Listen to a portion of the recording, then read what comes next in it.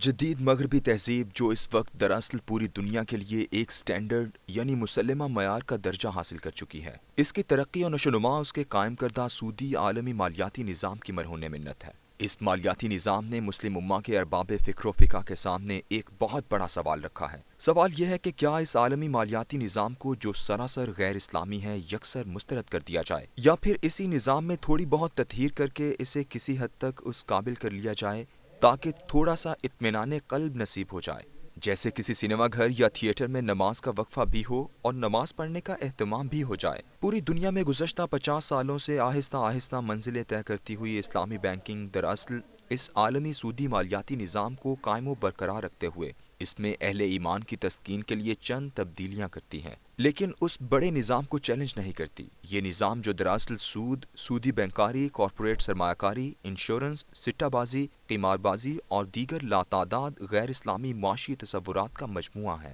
اس کا جواب یہ دیتے ہیں کہ رسول اکرم صلی اللہ علیہ وآلہ وسلم نے بھی اپنے وقت کے رائج مالیاتی نظام کو چیلنج نہیں کیا تھا، بلکہ اسی کے اندر رہتے ہوئے سود اور جوا وغیرہ کو حرام قرار دے کر اسے اسلامی تعلیمات کے مطابق قرار دے دیا تھا۔ یہ ہے وہ خشت اول جو جدید سودی مالیاتی نظام کو اسلامی بینکنگ کا جبہ دستار پہناتی ہے۔ معاملہ یہ ہے کہ جدید مالیاتی نظام کی ساری عمارت ہی ایک جعلی غیر اسلامی کرنسی پر کھڑی ہے۔ یہ جعلی کاغذی کرنسی ایک دن میں تخلیق نہیں ہو گئی، اس کے لیے ایک طویل منصوبہ بندی کی گئی۔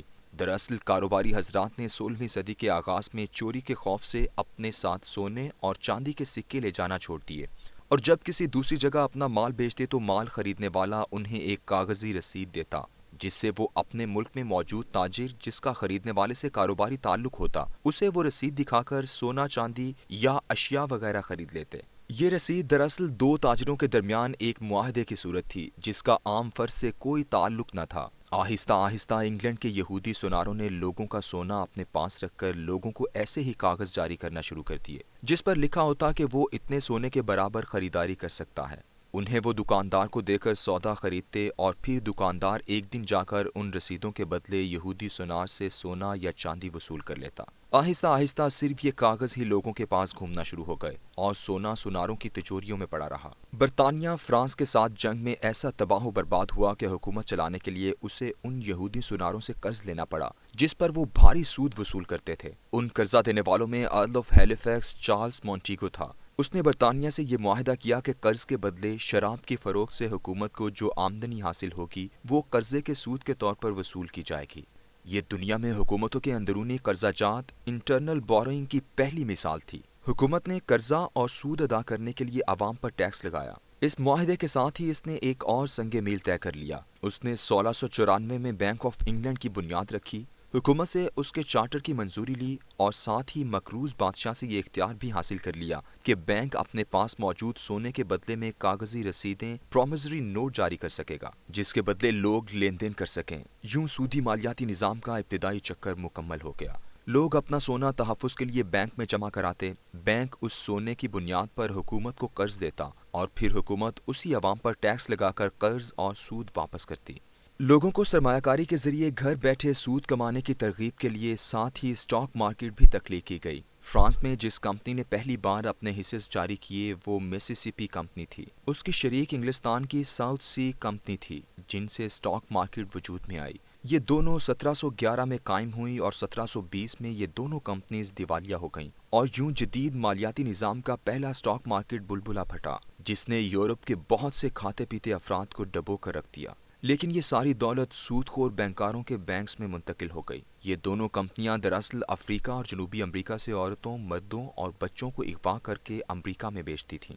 10 سال سے بڑے غلام کی قیمت 8 پاؤنڈ اور 16 سال سے بڑے غلام کی قیمت 10 پاؤنڈ تھی۔ لیکن 1718 کی برطانیہ اور اسپین کی جنگ میں غلام پکڑنا اور خرید و فروخت کرنا مشکل ہو گیا۔ غلام مہنگے داموں فروخت ہونے لگے اور اسٹاک مارکیٹ کی افواہ سازی سے جنگ کے دوران کمپنیوں کا حصص 1000 پاؤنڈ تک جا پہنچا۔ لیکن جنگ کی شکست کی خبر آتے ہی یہ ایک دم 120 پاؤنڈ رہ گیا۔ لوگ برباد ہو گئے۔ یوں اس منصوبہ سازی سے تمام سرمایہ بینکوں کی تجوریوں میں منتقل ہو گیا۔ لوگوں کو اب کاغذ کے نوٹوں کی عادت سی ہو گئی تھی۔ اس کا استعمال اس قدر بڑھا کہ عام آدمی کاغذ کے نوٹ کے بدلے سونا لینے کے لیے سونار کے پاس نہ جاتا، بلکہ اس کاغذ سے گندم، چاول، کپڑے وغیرہ خرید لیتا، حجام سے بال کٹوا لیتا یا مزدور کو مزدوری دے دیتا۔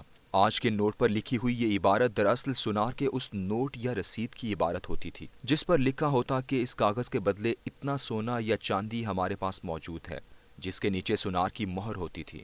100 سال تک کا عرصہ ان رسمی تحریروں کے تحت کاروبار میں گزرا، لیکن جب جنگ عظیم اول چھڑی تو لوگوں کو اپنے سونے اور چاندی کی فکر ہوئی، مگر بینک آف انگلینڈ میں اس کے متبادل سونا یا چاندی موجود ہی نہ تھا۔ اس نے دینے سے دستبرداری کا اعلان کر دیا۔ 1914 سے 1925 تک کا عرصہ ایسا ہے کہ جب ان فراڈ بینکوں کے پاس لوگوں کو جاری کردہ نوٹوں کی مالیت برابر سونا اور چاندی بینکوں میں سرے سے ہی موجود ہی نہ تھا۔ ایک ہنگامہ کھڑا ہو گیا۔ حکومتوں نے 1925 میں اعلان جاری کیا کہ بینک کے کرنسی نوٹوں کے متبادل بینک کے پاس سونا ہونا چاہیے، لیکن بینکاروں کا دباؤ اس قدر تھا کہ صرف 6 سال بعد 1931 میں یہ حکم واپس لے لیا گیا اور نیا حکم نامہ جاری کیا گیا کہ ان نوٹوں کے پیچھے سونا ہونا ضروری نہیں۔ چنانچہ اب نوٹ سونے کے متبادل ہی نہیں رہے بلکہ ایک وعدہ بن کر رہ گئے، یعنی ان پر یہ تحریر لکھی جانے لگی کہ بینک طلب کرنے پر ادا کرنے کا پابند ہوگا۔ ایسی صورت کہاں آتی ہے کہ لوگ ایک ساتھ سونا مانگنے آ نکلیں؟ ہر کوئی اس ڈر سے دبکا رہا کہ کہیں بینک انکار نہ کرتے۔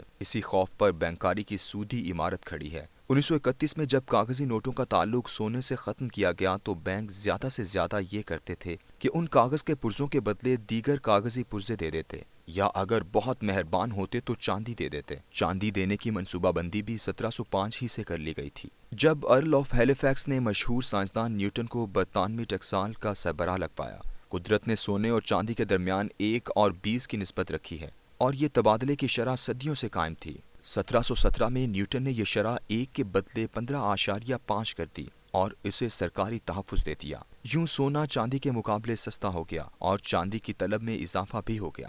پھر وقت کے ساتھ ساتھ دونوں کو بے معنی کر کے کاغذ کے نوٹ جاری ہو گئے، جن کی پشت پر کوئی حقیقی سرمایہ نہ تھا، بس ایک تحریر درج تھی۔ جاری ہے۔